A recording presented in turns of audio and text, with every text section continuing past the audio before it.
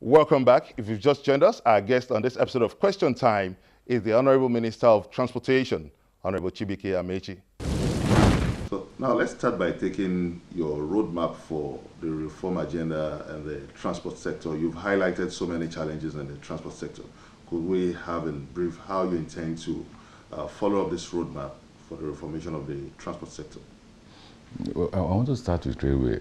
Most people would say that that's the area of interest. The current situation in the railway is that, unlike other countries, if you do a comparative analysis, the Nigerian railway is only able to move 1% of the total cargo in Nigeria. What we decided to do is, with funding, we should be able to do a minimum of 10% in the next 1 to 2 years. Again, I hope the pressman won't misquote me when I say we're talking with GE. GE is currently talking with us to join us in the reform of the narrow gauge, in which they will make the investment and ensure that they're able to move cargoes from Lagos to Kano and be able to connect the industries on that route. So that way we can move as many cargoes as possible.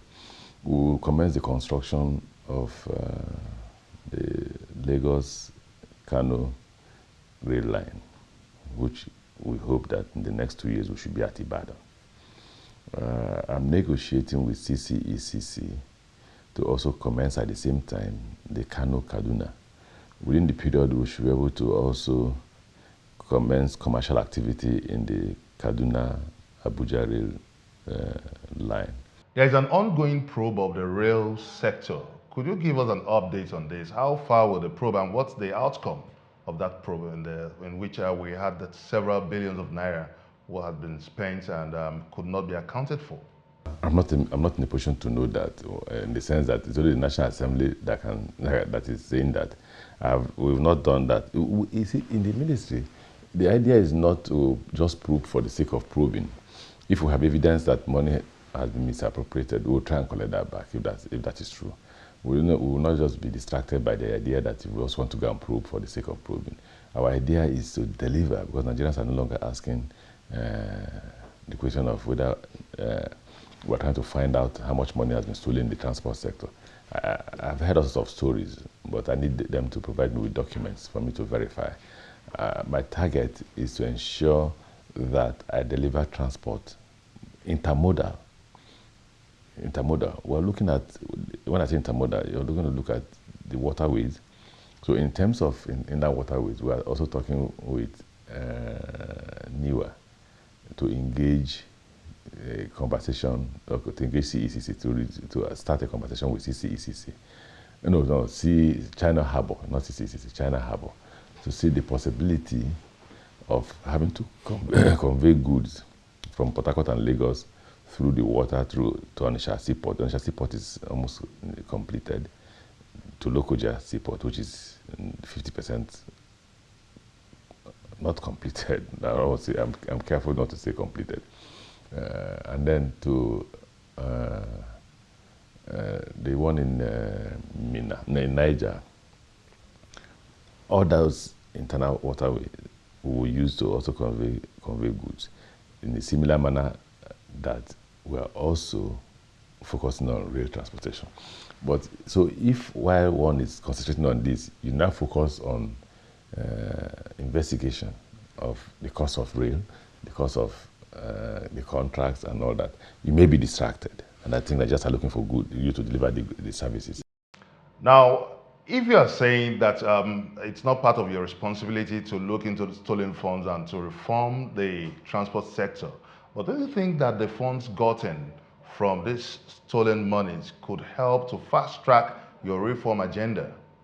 I leave that to the federal government and the National Assembly. It's the federal government, one of the agenda of the federal government, an item on the agenda of the federal government is to recover stolen funds. Not that of the ministry. It's not the ministry that will initiate that. It's the federal government. And when I mean the federal government, it's the president who is at the helm of the affairs of fighting to recover those funds. When the funds are recovered, and if it's applied to the ministry, we'll be grateful. But the assignment I'm giving as a Minister for Transportation is to deliver this to deliver the reform agenda by initiating policies that will ensure there's an efficient and effective transportation and seamless means of movement of goods and services and human passengers. Let me take you back to your reform plans for the rail sector. That's capital intensive. Where do you think the funds will be coming from? Where are you expecting the funds from? There are already a loan facility between the China Exim Bank and the Federal Republic of Nigeria.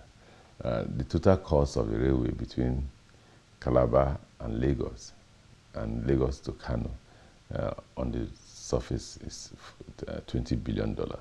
We are beginning to see how to reduce it from $20 billion to the extent of either 18 or 18 plus billion dollars, for which we'll do a counterpart funding of 15%.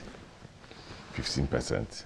And for the first time in a long while, Nigeria is beginning to, from this year, we'll begin to pay our counterpart fund. And so we'll be able to access the fund from the China Exim Bank and focus on construction. You know, we're trying to deflate the economy by borrowing. This year, the budget was submitted to the National Assembly is about 6 trillion. And we pray that the National Assembly should pass the budget. People are complaining, people are hungry, people are angry. And the reason why they see this low activity in the economy is because the National Assembly has not passed the budget. You can also join in this conversation by sending us your comments on our various social media platforms showing on your screen. Coming up on Question Time, what plans has the federal government for the development of Nigeria's waterways? Let's hear from the Transport Minister when we return.